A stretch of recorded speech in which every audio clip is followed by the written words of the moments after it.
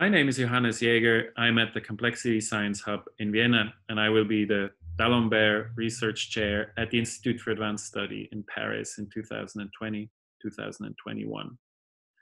I'm originally a biologist, but my research is nowadays concerned with the philosophy of science.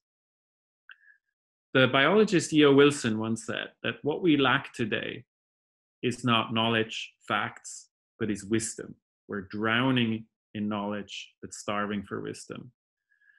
And so over the past few years, people have started to look at how science is done and have started to propose new ways of doing a more open kind of science, which is supposed to increase not just the transparency and the visibility of science, but also the reproducibility.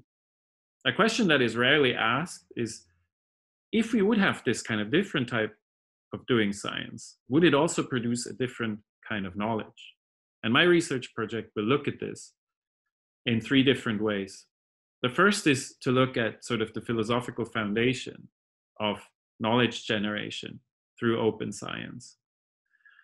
So this is going to be a book, hopefully that is a philosophical book. The second one is more about the individual's contribution, the sort of the creativity. How can we give people space to do this kind of science? Because under the current system with all its pressures, it's very difficult to do this.